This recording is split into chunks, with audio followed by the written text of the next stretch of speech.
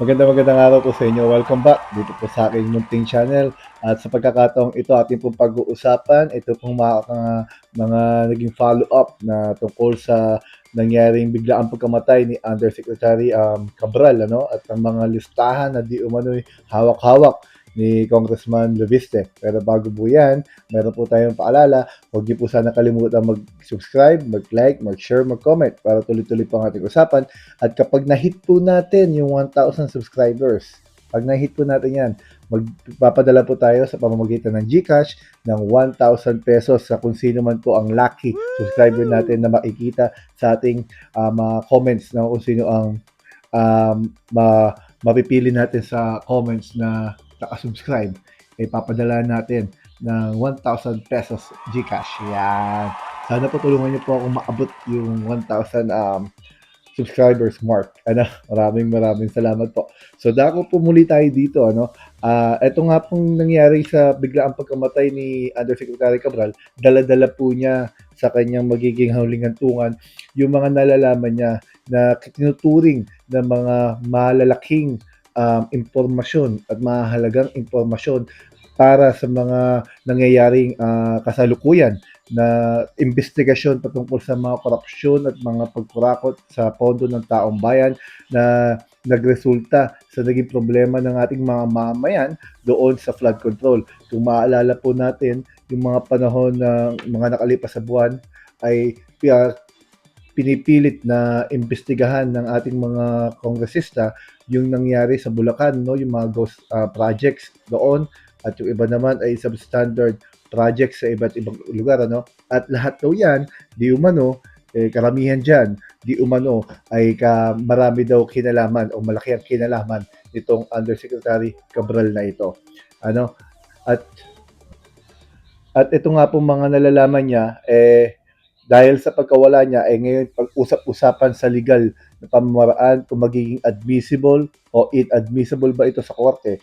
Ano, kung paano ito. Kasi po, ang mga ebidensya po ay protektado rin po yan ng ating saligang batas, ano. Kapag yan po ay kinuha sa pamamagitan ng hindi makatarungan o hindi naman po walang reasonable na layon o hindi iniutos ng korte.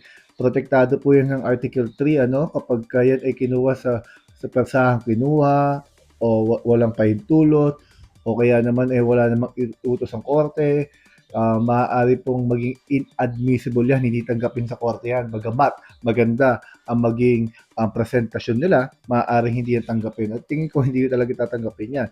Kaya ngayon po, lumilitaw ngayon dahil nagpahayag ang kongresista mula sa Batangas na si Congressman Leviste na meron daw siyang hawak pero soft copy. Ikuha daw niya ito sa opisina ni dating Undersecretary Cabral nung humarap siya doon kay Director Alex Bote noong Setyembre taong 2024.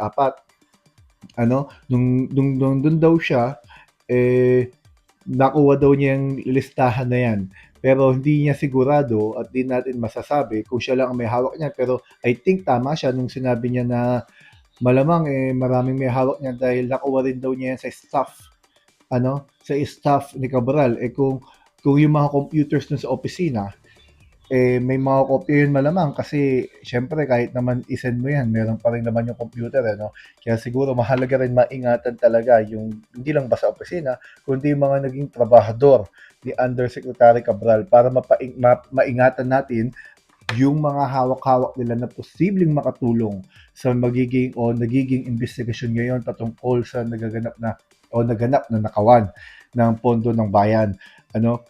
Posible kasi yung mga staff niya ay may personal knowledge sa mga listahan at kung sino-sino ba ang nasa listahan na yun at ano-ano ba ang listahan na yun. Yung listahan po kasi yun, kaya ituturing pong magiging mahalagang ebidensya, di umano, nandoon daw yung mga pangalan ng mga proponents. Yung mga pag-proponents po, yan po yung mga nagsulong, ano, para yung bidding, kumbaga sa bidding, maitugma nila doon sa kumpanya na o sa kontraktor na pinapaboran nila.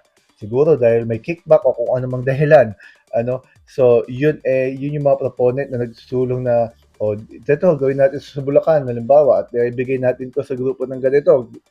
Pero katotohanan pala, di umano, wala naman palang proyektong naitayo. O kung may naitayo man, yung iba ay substandard.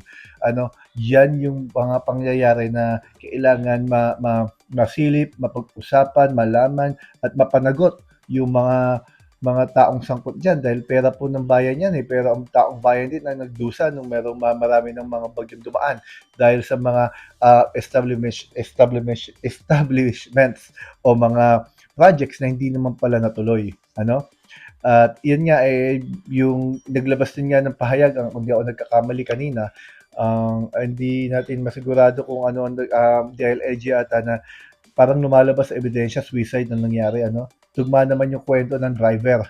Tugma yung driver sa nakitang dashcam, no, nakaupo yung babae doon, yung Ginang Cabral, doon sa gilid ng Cannon Road. Pero alam niyo po, ito po yung personal ko pong opinion.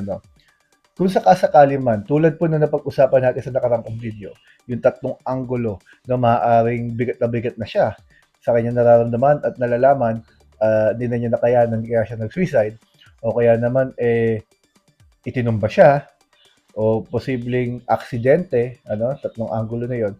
Kung ipagpalagay na natin na nag-suicide siya, kasi yun ang lumalabas sa ngayon, base sa mga naging testimonya at mga saksi na nakita sa kanya. Kasi umaga pa lang daw po, nakita na po nakaupo yan na kita lang ng pulis kaya umalis, Pero kung suicide man, napakasakit na kamatayan ang napili niya, yung iba nagbabaril Sa kanya naman ang pinili niya ay pagkahulog, kung totoo mang suicide yan.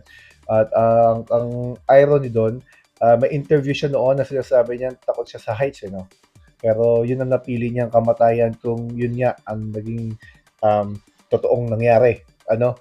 At hindi lang yun, nadamay pa ngayon yung inosenteng driver na nagtatrabaho lamang sa kanya kasi syempre person of interest yan maaari maging suspect yan kasi iimbestigahan yan, Yun ang naging epekto niyan na sana naiwasan kung nag-iwan siya o nag-suicide man siya, nag-iwan sana siya ng talagang ebidensya o letter or note na yun nga ang ginawa niya o gagawin niya.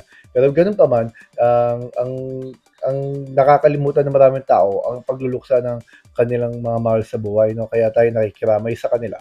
At eto nga, etong pangyayari na ang pamilya niya tila ba nagmamatigas patungkol sa mga ebidensya. Kasi po ang punto po kasi nila, wala naman po nakasampang kaso kay Undersecretary. Kaya bakit naman i-seize yung mga gamit? Alam niyo pa sa kabilang banda, totoo naman po yun, wala pong nakasampang kaso. Pero ang katotohanan din po doon, ito po ay dapat i-consider na crime scene. Dapat po lahat ng gamit doon at lahat ng mga nakapwestong kung ano mang abutan ng pulis, dapat po yun naka-freeze, Hindi nyo pwedeng hawakan yon, galawin yon. Kasi yon magiging posibleng maging may kinalaman sa pangyayari yun, maging ebidensya para malaman nila ano at punot dulo ng pangyayaring iyon. At kung kukunin naman yung mga phones, gadgets, kung iuutos, kung papasampina, hindi naman natin masisisi na ang gobyerno at taong bayan ay hingiin yon dahil ang namatay o nagpakamatay o ang pinatay kung ano man ang totoong nangyari ay hindi lamang ordinaryong tao. Isang taong tinuturing na napakahalaga ang nalalaman sa naging mga pagnanakaw sa gobyerno na maaaring, sabi nga nila, key figure, maaaring magiging basihan upang mapanagot ang mga taong nasa listahan di umano nung mga sangkot diyan sa flood control scam na yan. Scam natin ito tinatawag kasi yung anomalyang yan hindi naman talaga makatarungan ang lalaking halaga ang ninakaw sa taong bayan. Kaya hindi ho natin masisi ang taong bayan na nagpapahayag ng kanilang ah, kagustuhan na makuha yung mga gamit na yun at malaman kung ano ang nilalaman, kung ano man po ang maaring magamit nila para malaman ang katotohanan. Hanggang dito po muna. Maraming salamat po at huwag niyo pong kakalimutan mag-like, mag-share, mag-subscribe, mag-comment. At huwag niyo rin pong kalimutan, sana po tulungan niyo po ako makaabot ng 1,000 subscriber para po makabunot tayo, makapili tayo sa mga magko-comment. Sino po ang mapapadala natin ng 1,000 pesos na sa pamagitan ng GCash. Maraming salamat po sa inyo.